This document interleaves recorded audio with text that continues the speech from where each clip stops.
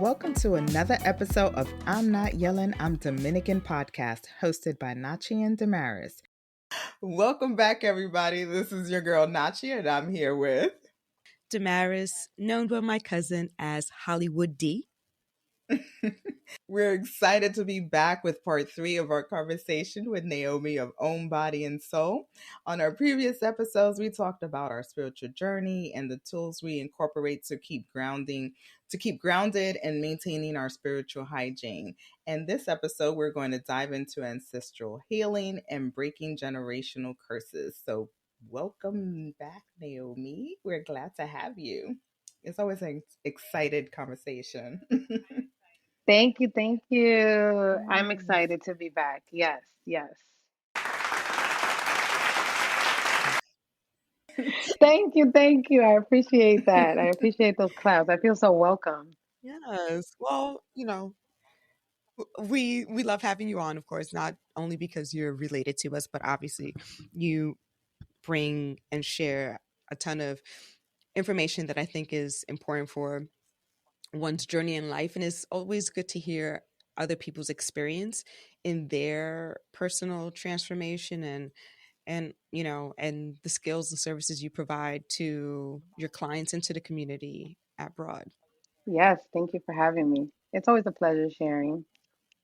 Yeah, and I feel like this topic is especially, we're our families from Dominican Republic, and so the idea of ancestry and that's a part of our culture and the veneration of those ancestors. And so this idea of ancestral healing or breaking generational curses is something that doesn't really get addressed.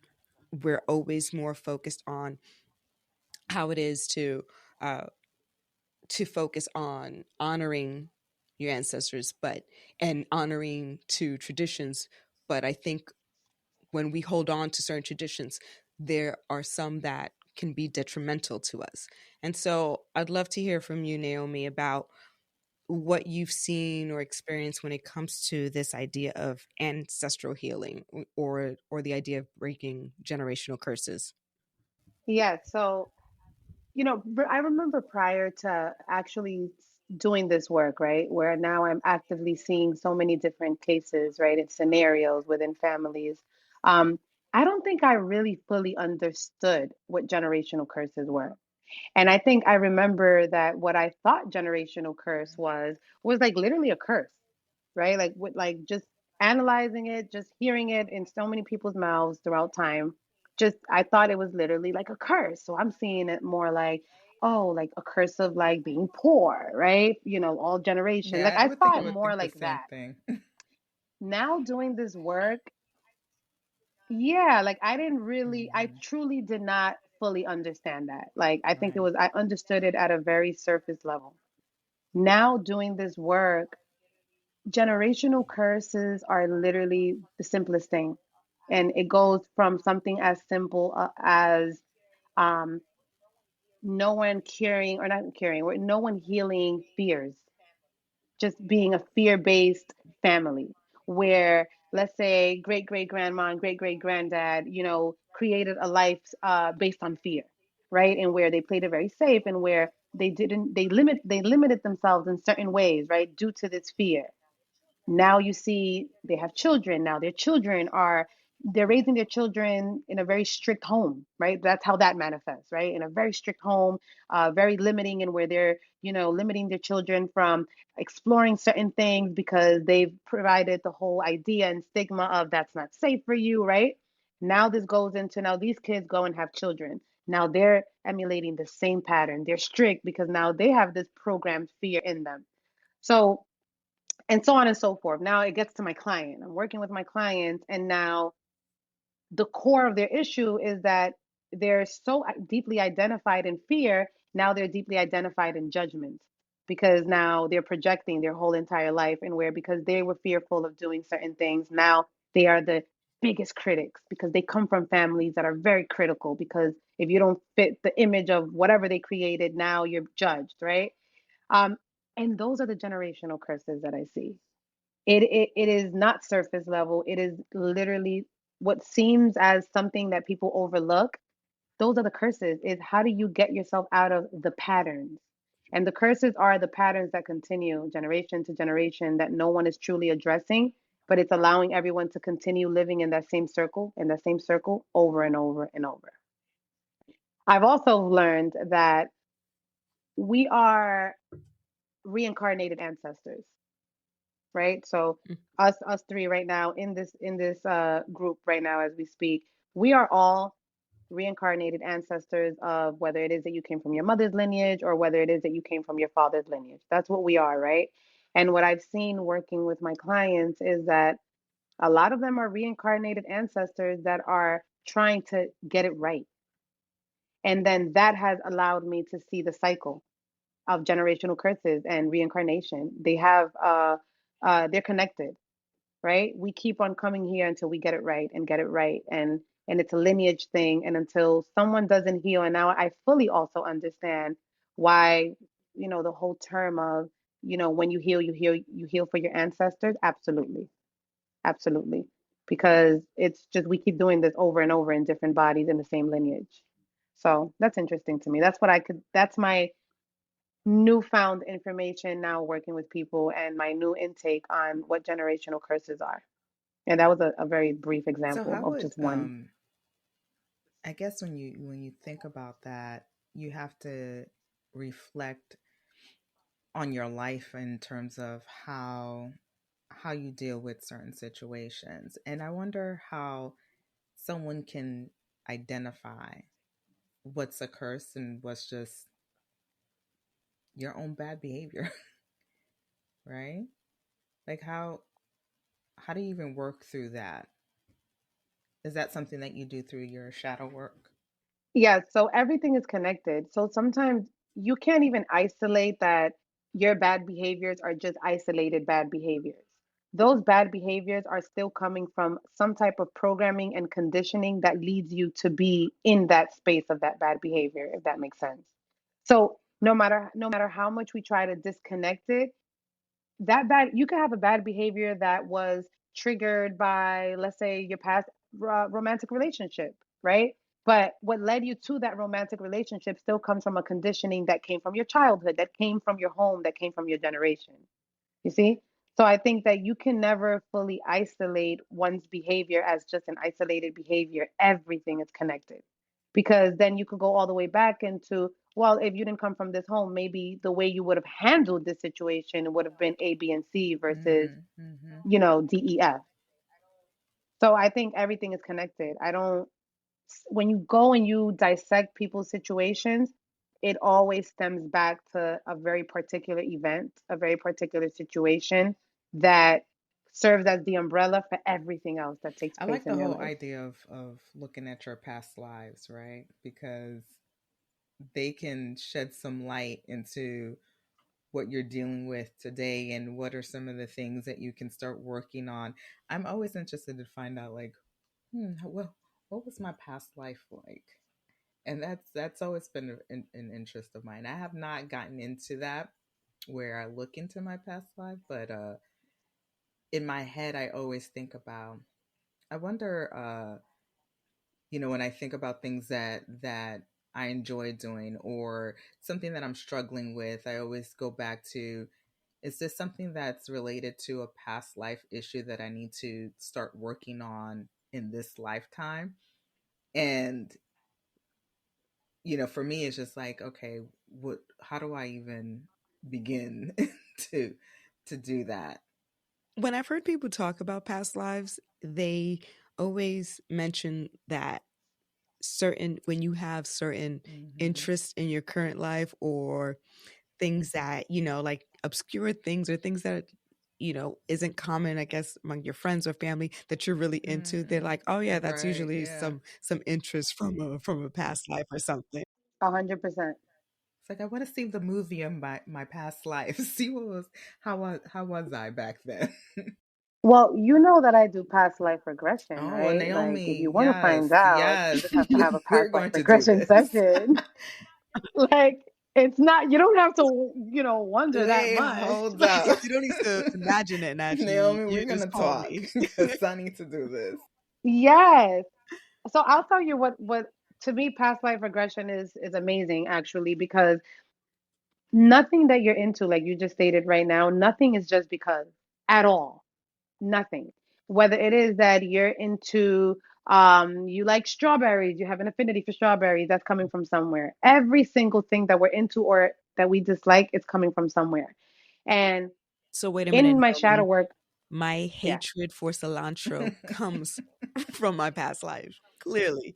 I that it's coming from somewhere. I can't tell you it's coming directly from a past life, Right, but just know right. that that's not just cuz. Nothing is just cuz. Everything is because of something. when I and just quick sidebar, when I did some research about cilantro, they talked about how those of us that cannot eat cilantro because it tastes different and we hate the way it tastes, they say that it's because I think there's some gene that we have that either has not evolved to accept cilantro as a flavor because cilantro at a certain Mm. point was considered poison. Hello, my body rejects it because it is Meanwhile, poisonous. But you guys Mm.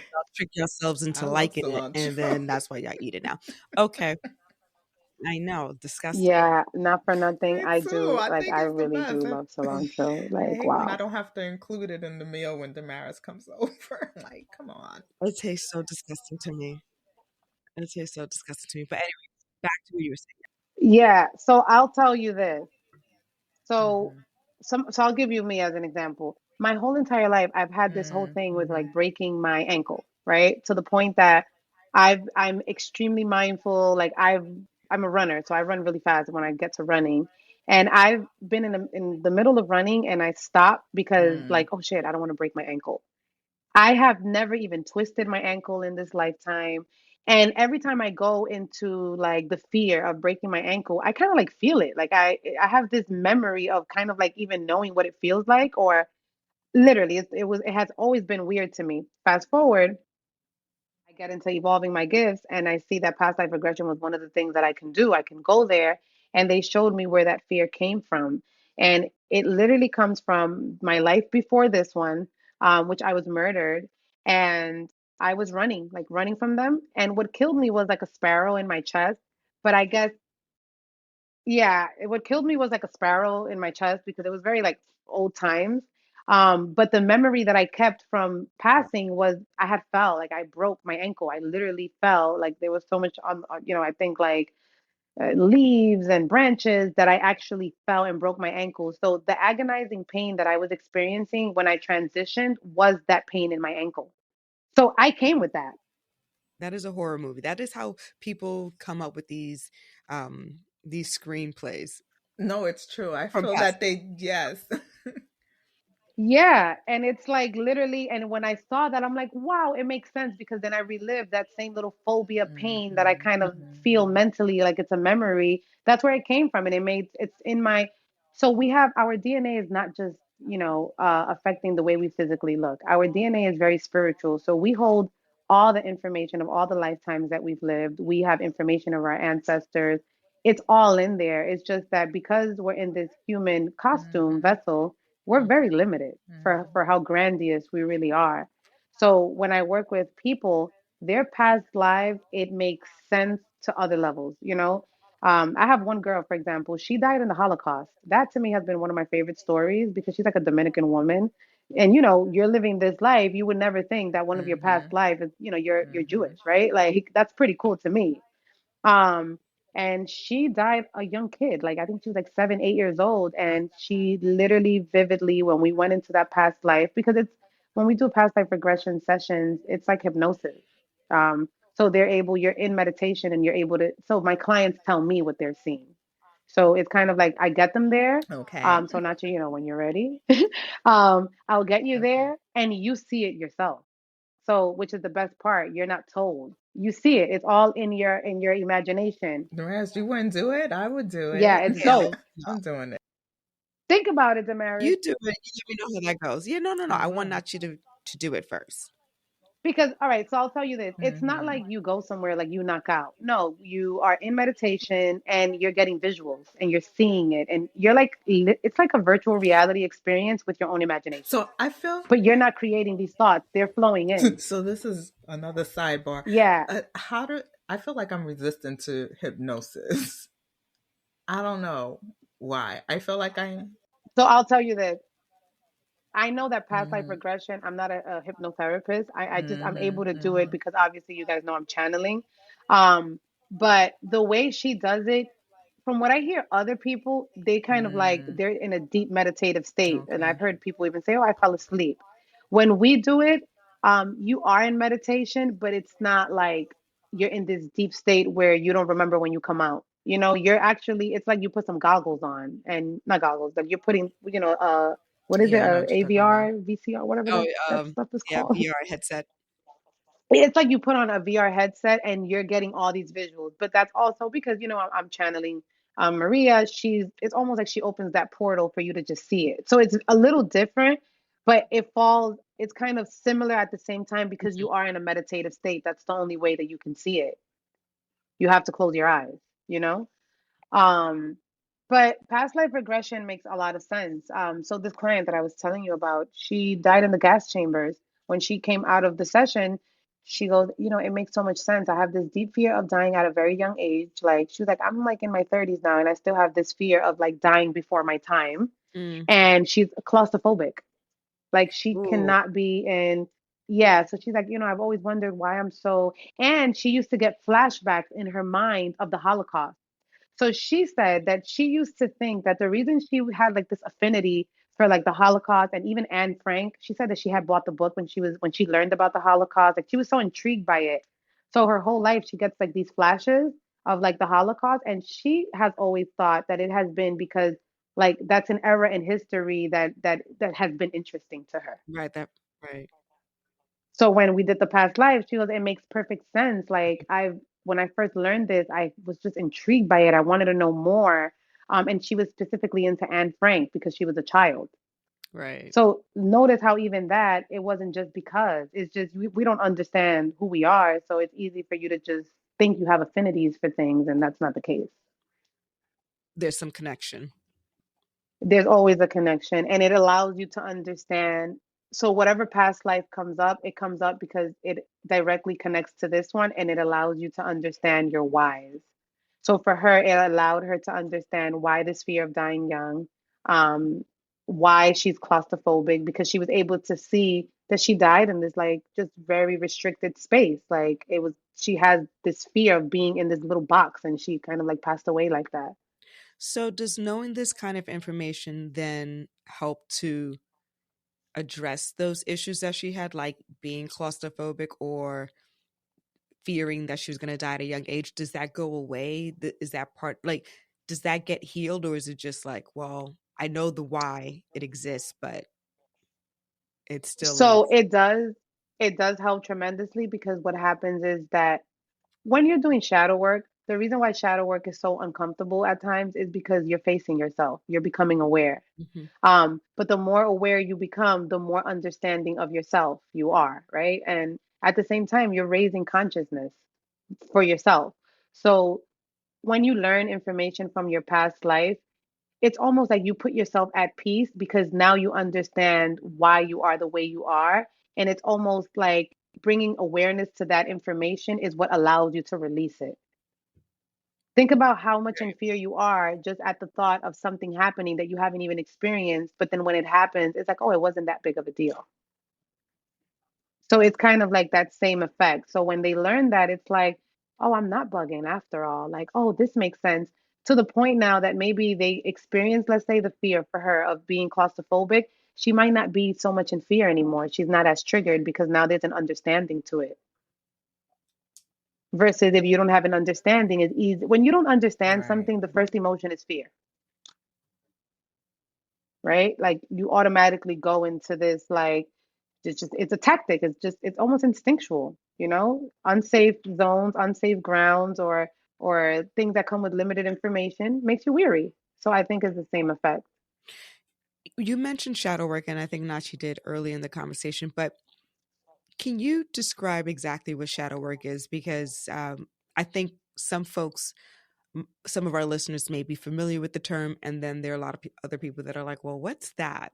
Because I feel like it's a little bit, it's becoming more popular these days. Like I hear it more, but I know I was aware of it for many years, but just like not to the degree that I would say that I'm more exposed to it now. I would say, in a nutshell, that shadow work is addressing the parts of you that usually you're not proud of, you're unaware of, you're suppressing. Is addressing those parts and integrating it to yourself, understanding who you are, because those things, whether you know or whether you're aware or not, they set limiting factors in your life.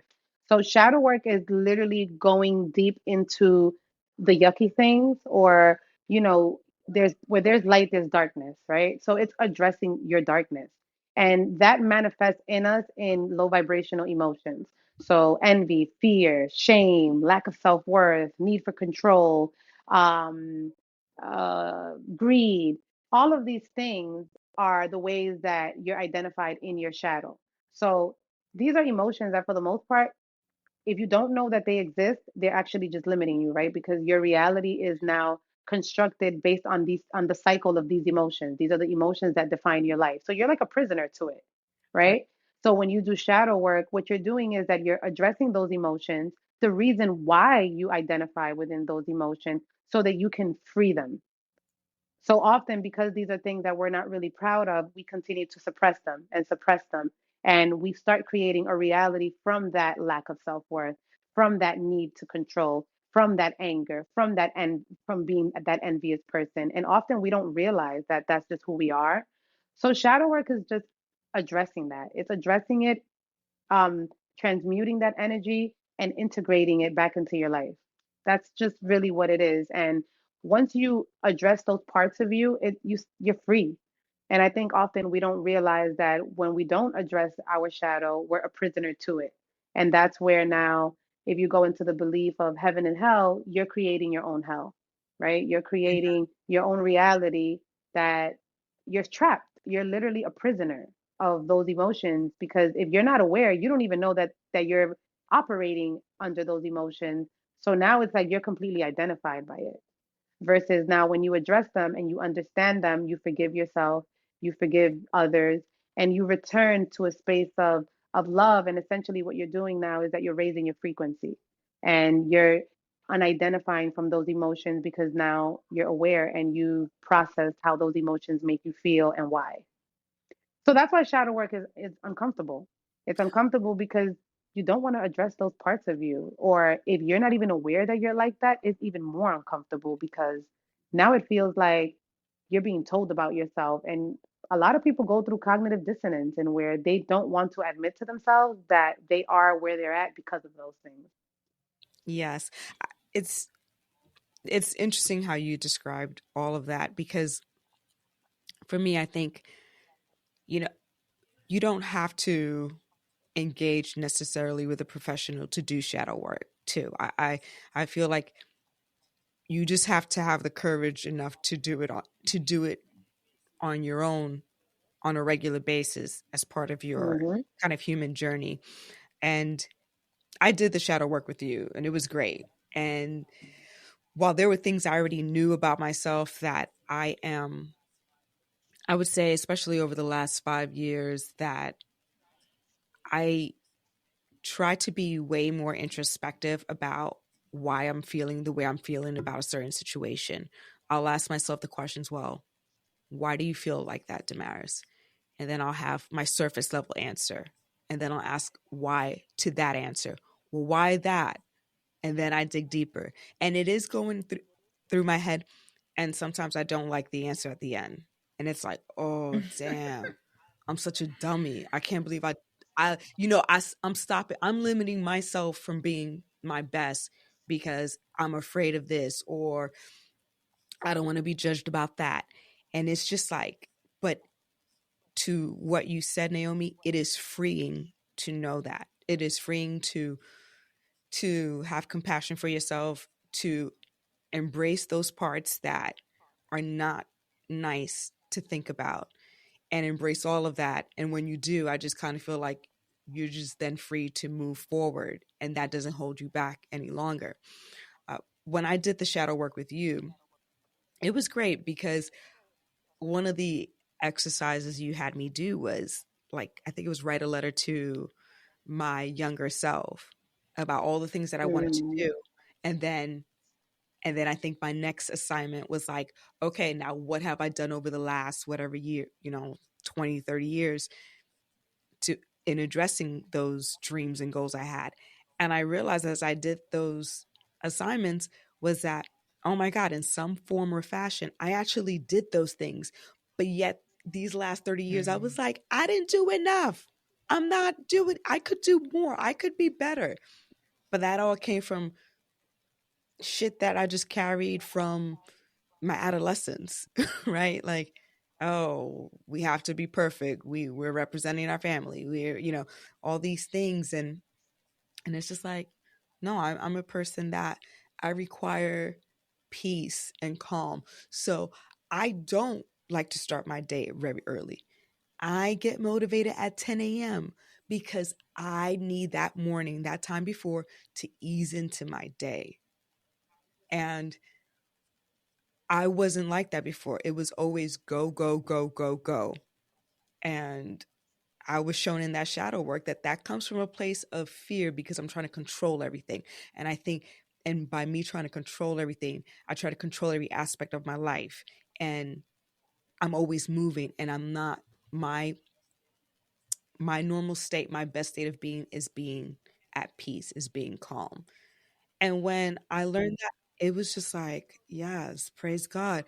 Because you grow up in these Dominican households and it's like, I oficio, I oficio. Yes, all You, the time. You're shamed. You're shamed for like relaxing. You're shamed for just, yeah.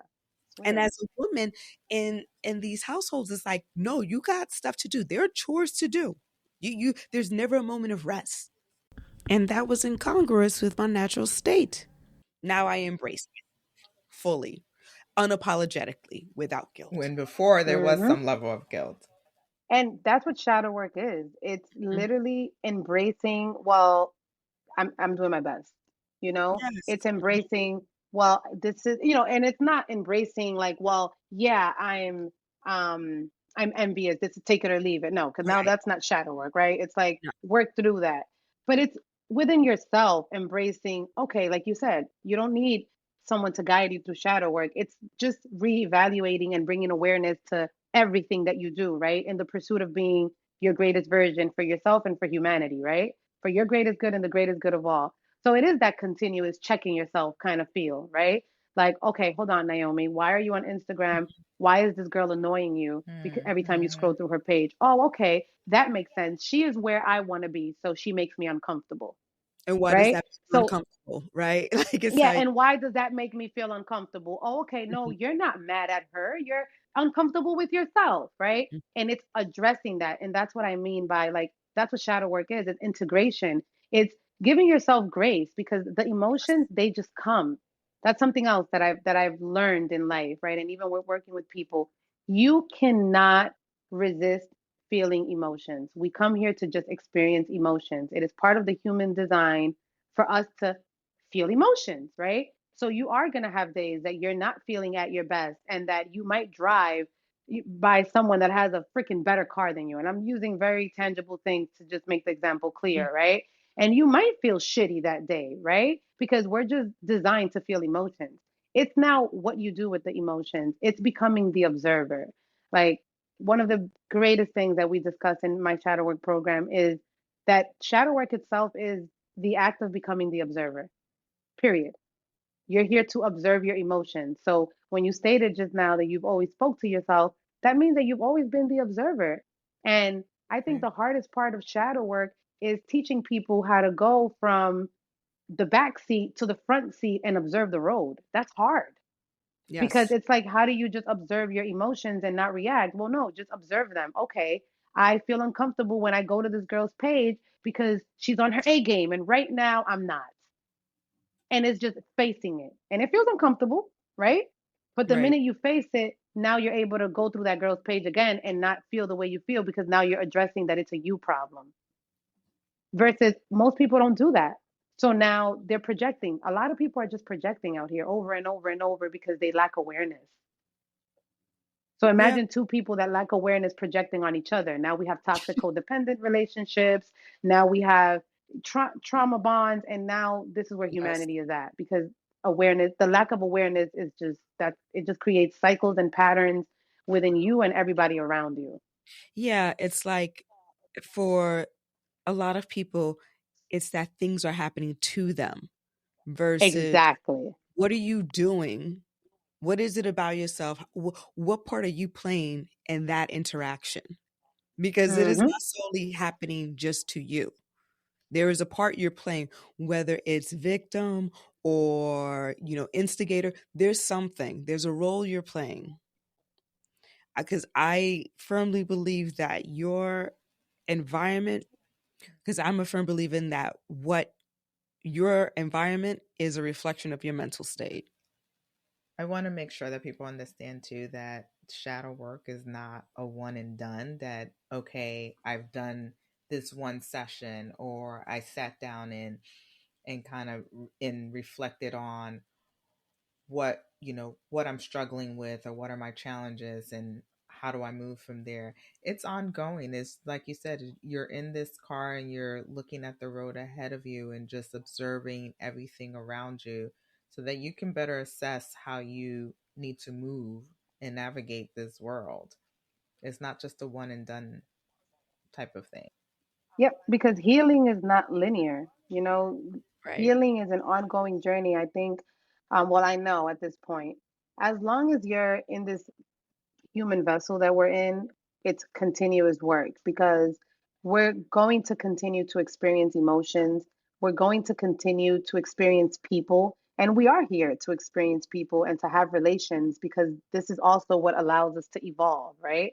So, as long as we're in the game, we are going to continue to work on self mastery, and I don't think anyone fully achieves, and I never know how to say that word, so mind my accents, but I don't think anyone fully gets there, right, where they're, I don't even know what perfect is, right, like that we reach, oh, you make no Yeah. wrong, no, because emotions are just what they are, and it's not a matter of right or wrong.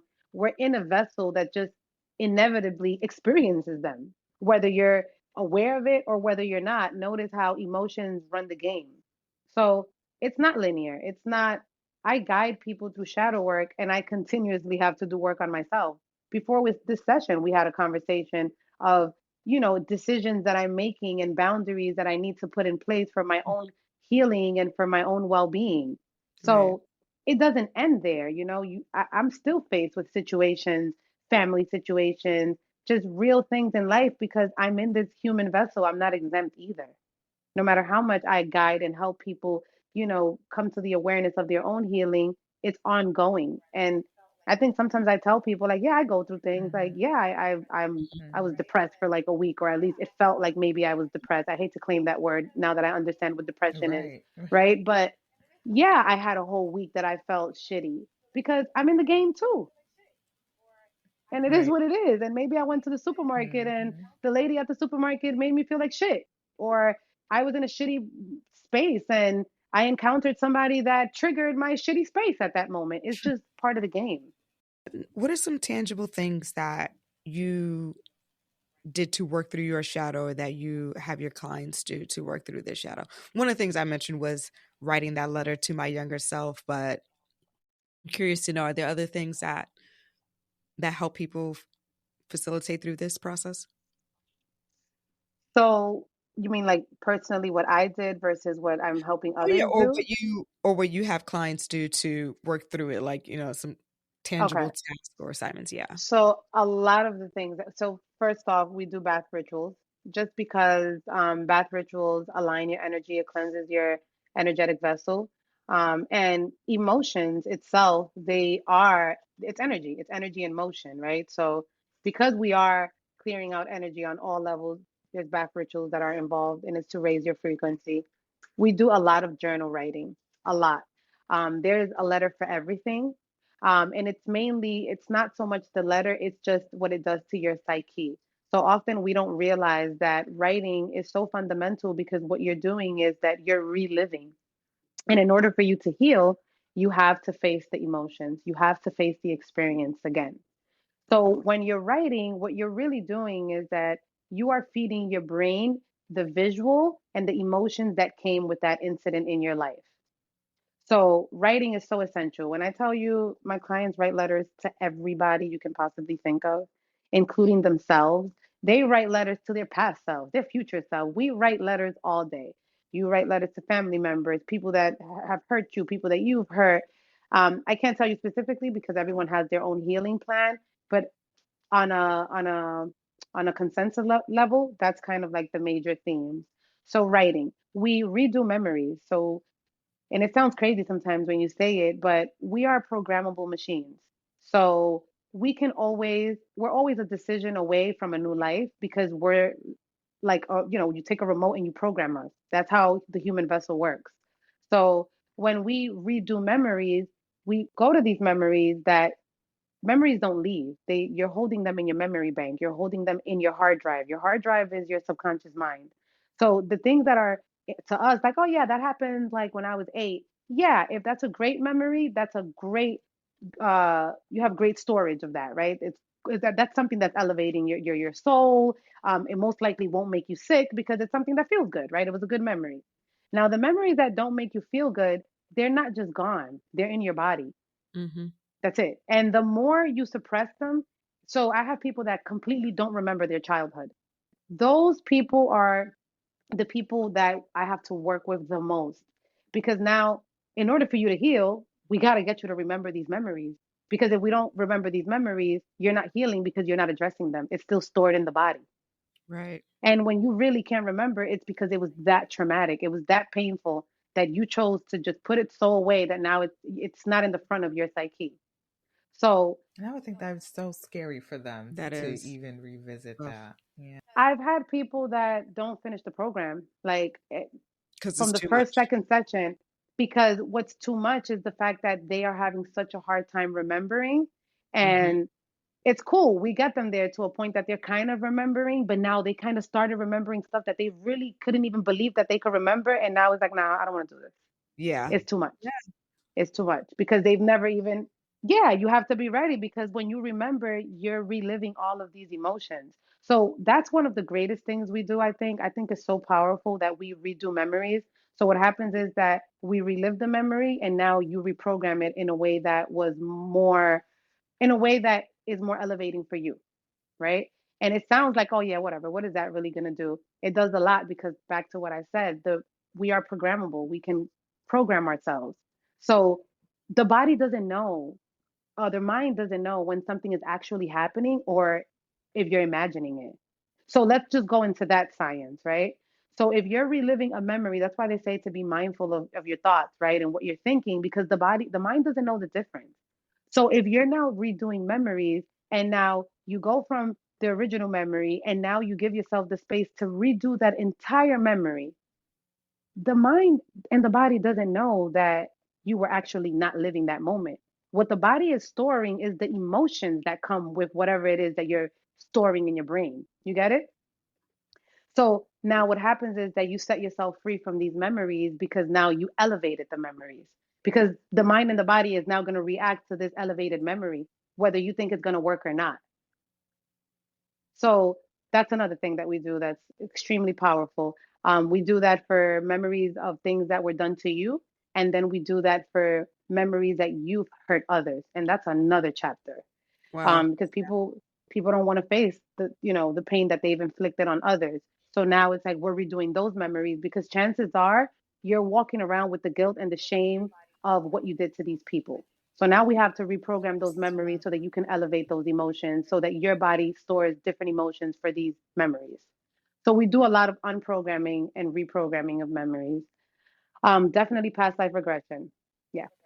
So when you talk about reprogramming memory, you mean switching the emotion that you originally had attached to that to something that's on a higher level? Exactly. So if you have a memory in where um, you went and you told your mother something and she was emotionally unavailable and she sent you to your room, right? And you always remember that memory as a child. It made you feel very shitty. And now we go and we redo that memory. And remember, you were in meditation, right? So you're in there. So you go and you redo that memory, and the memory is that you went and you showed your mother your accomplishment, and she was so happy and she was so proud, and you found her talking on the phone to people about how great you did, and you went to your room. Although you're just redoing that memory on your own, the body doesn't know that you're actually not experiencing that. What the body is feeling now is all these emotions that now you're living again because you're now giving yourself this virtual reality experience, let's say. So now you are feeling the joy and the comfort and the welcoming energy that that new memory is giving you. The body keeps the score. So the body is just feeling it. Your job is to just give it what to feel. So if we know that, if everyone was to know that, we'll be a lot more mindful of allowing ourselves to fall into toxic situations or to allow ourselves to stay identified in low vibrational emotions because we're a machine and we have control of it. So I always say that shadow work is a process of reprogramming as well. And then you were talking about uh, past life regression that you do.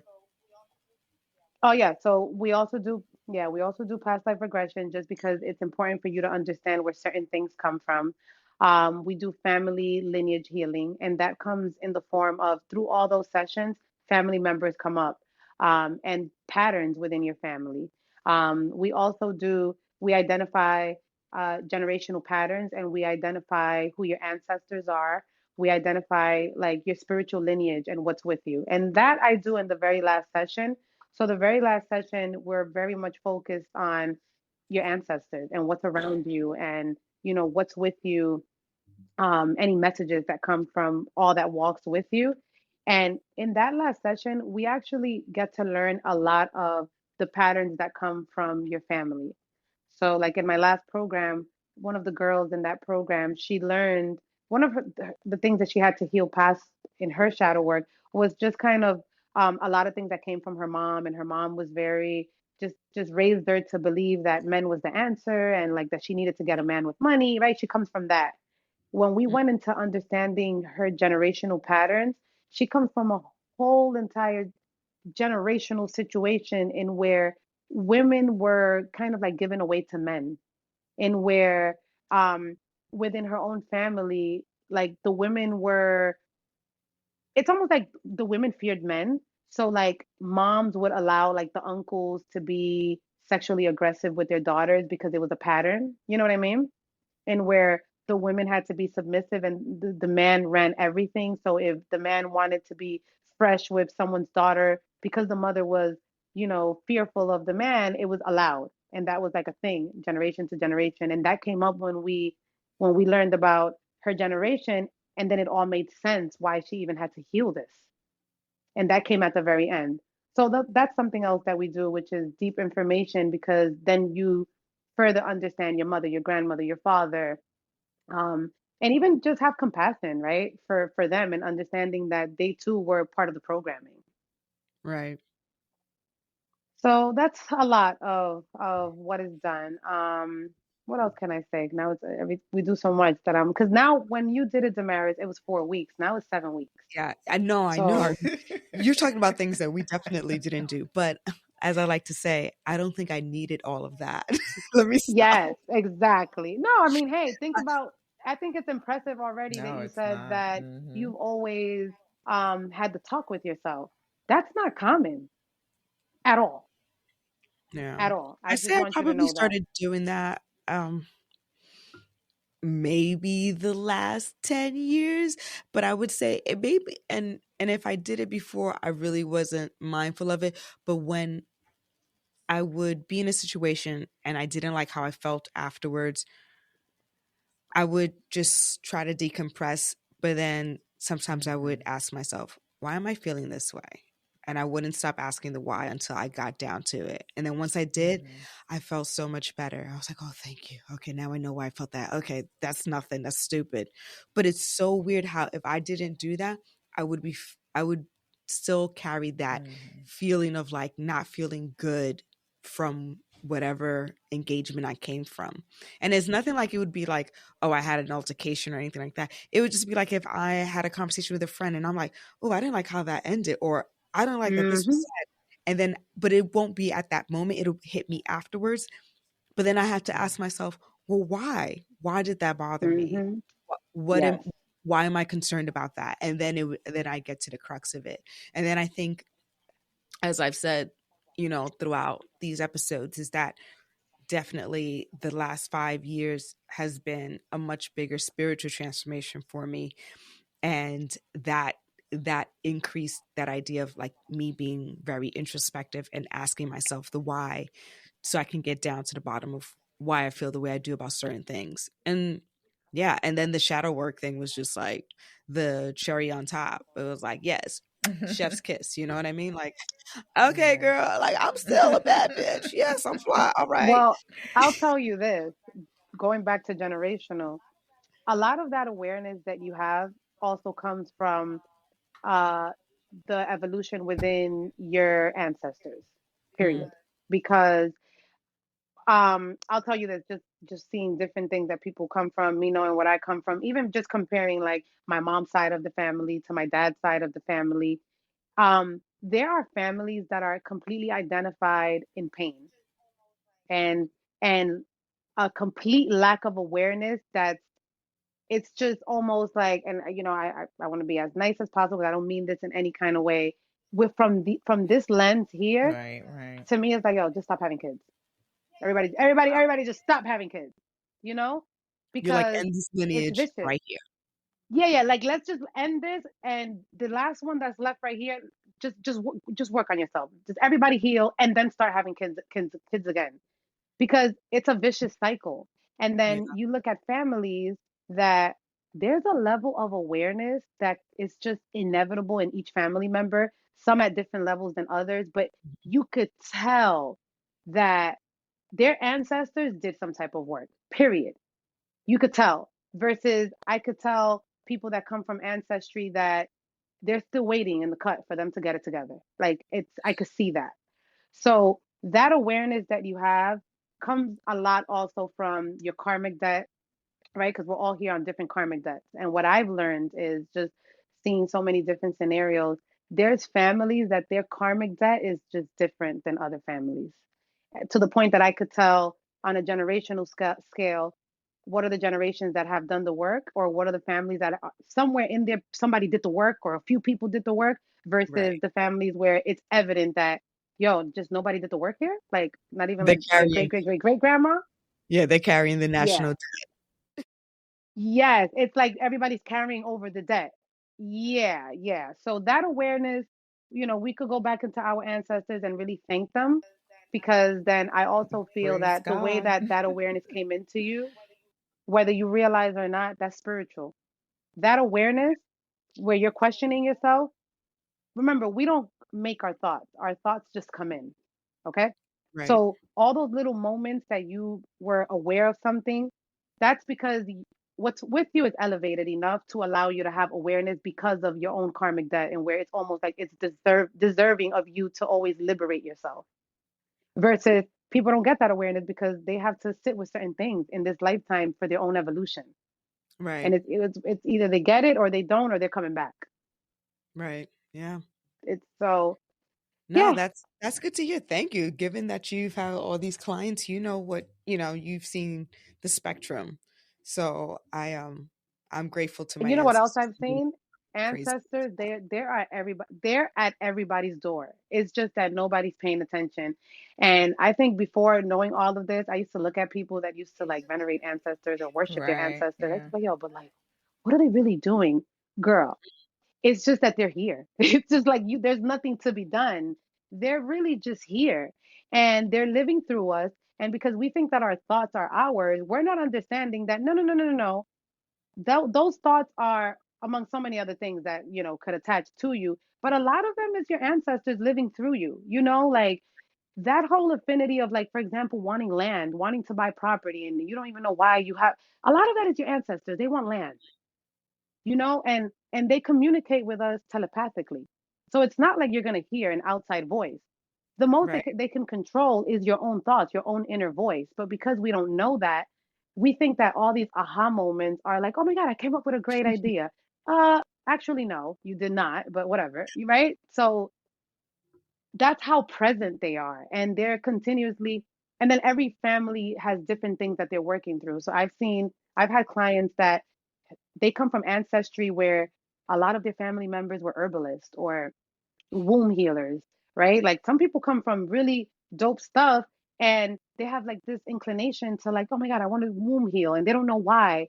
And the entire time it's like they have an ancestor on their ear, in their ear, putting things, ideas. And now they're like researching herbs and they're like, I don't even know. I don't know. I'm just like into herbs and they don't really know why. Well, because that's your ancestor, because that's what they were doing. So they want to continue to Right. pass those gifts down.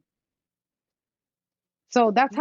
how alive our ancestors are, to the point that I mean, I'll wait my time here because I got things to do. I got to take care of my son, but I kind of can't wait to be an ancestor. It seems cool. It's I know, like, yeah. I have It some just feels ideas. like Let me share them with you. yeah. And then Being I there, also whispering in understand people's like, oh, I might ears. be, but even though they don't really, depending the ancestor, right? But I might be upset as an ancestor if I knew all of this information now, and now I have to watch my descendants just be completely oblivious. Right.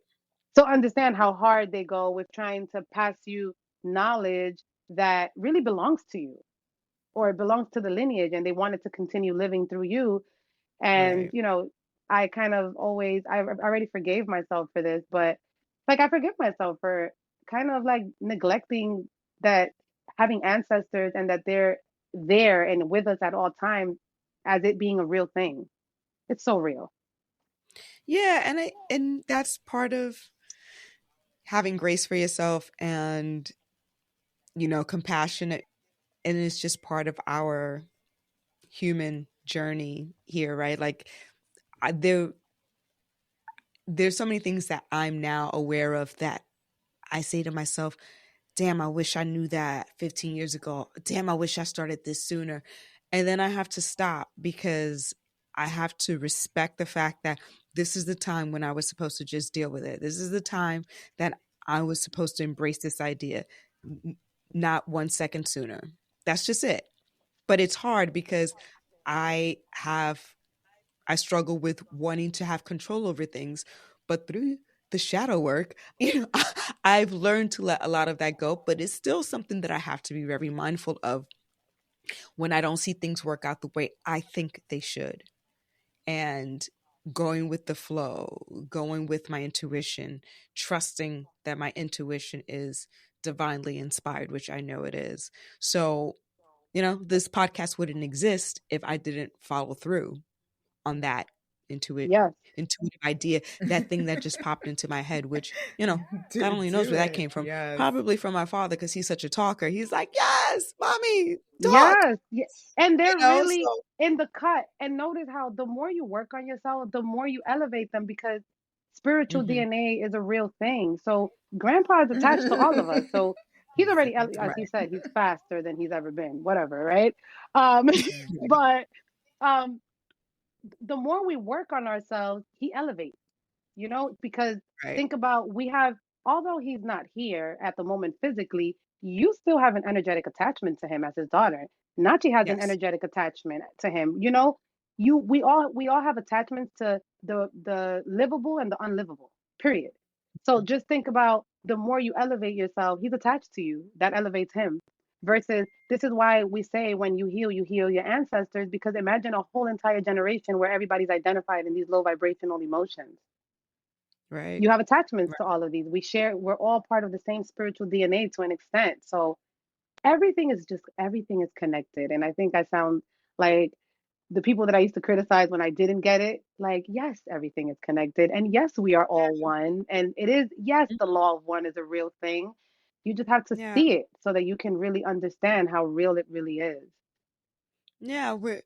I think this is a perfect place to kind of end on because that is absolutely it. We are part of one large collective of oneness, right? Like we're we're connected to even beyond us as humans. We're connected to the universe.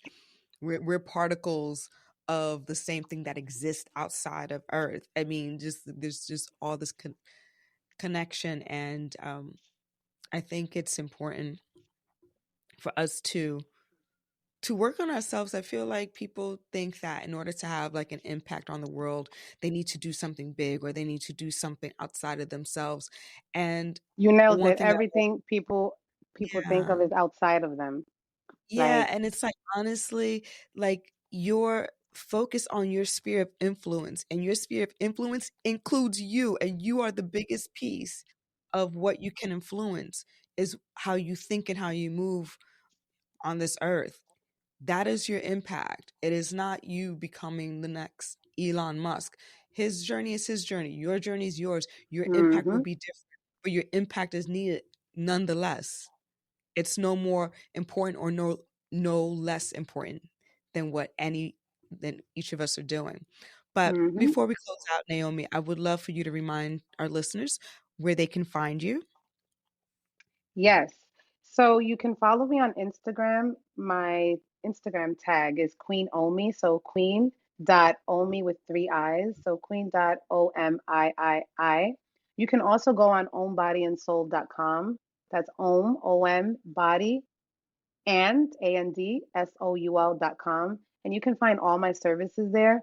I am a breathwork facilitator. I am also a Reiki practitioner, although I don't offer one on one Reiki services. I just use my knowledge in Reiki to work my shadow work programs because we do a lot of Reiki healing as well.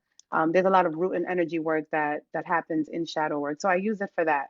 So I have one on one breathwork sessions. Every so often, I have events. I haven't had breathwork events in a while. And I also have clarity readings. Clarity readings are channeled sessions, and it's essentially for you to understand what's currently happening in your life. I like to tell people that it's not your usual reading and where it's like a fortune telling reading. It doesn't mean that you might not learn about things that are coming forward or things of that nature, but it's more to give you clarity on where you currently stand, right? To allow you to understand the whys, where these things are coming from, the relationships around you, the people around you. It's a, it's literally a dive into your reality and why, and just highlighting and bringing awareness to maybe the things that you're not seeing or the things that you're not seeing in your circle and in your current life. So I offer clarity readings, which is, I think, one of the most popular services that I offer. And the greatest, I would say, the biggest service I offer is a 7 week shadow work program. And that's something that you just have to be ready for. I always advise everyone just get a clarity reading because the clarity reading will allow you to receive the clarity that you need. And from that moment, you're able to move forward on understanding if you're ready to do that type of work like shadow work. So you can find all of that on ownbodyandsoul.com. I highly recommend doing the shadow work if you as an individual feel like it may be too much for you to do it on your own, or you're not quite sure where do you start having that space for yourself to kind of work through what you're going through in life, then definitely, engage in the guidance from Naomi, because I did it with her and it was awesome. So I am a testimony.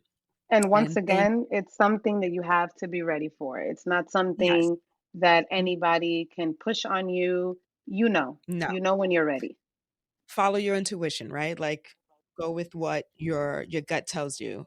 Absolutely. Not because what you think you should do, but it's if you're called to do it, do it. If it doesn't sound like it's something that jives with you, don't. It's cool. It's just not your moment, right? I think we're all Yeah, designed yeah. to embark on our shadow work journey and our healing journey at different intervals. So Right. you know when you're ready. It's something within you that you're ready to change. If you're not ready, you'll know. And sometimes you're not ready, as simple as your everything else is more important at the moment. And there's nothing wrong with that, right? And where maybe you Right. can even feel like, oh, I'm not ready to pay that amount of money right now. I need my money And to that's do okay. XYZ. That's Yeah. cool. It's just not your moment at that moment. And that's No, cool. that's exactly, that's perfectly said. So I'll just close out with, as always, there's always going to be noise out there, but our message is consistent. Stop getting distracted by the smoke and mirrors, like who's going to lead, Waystar Royco, and focus on what is important, and that is you. Focus on what makes you happy, on your purpose in life, and whatever makes you vibrate higher. Keep your frequencies lifted, and always thank you for listening. Bye. Bye. So, that said, don't forget to subscribe to our channel and follow us on Instagram, TikTok, and Twitter at I'm Not Yelling _.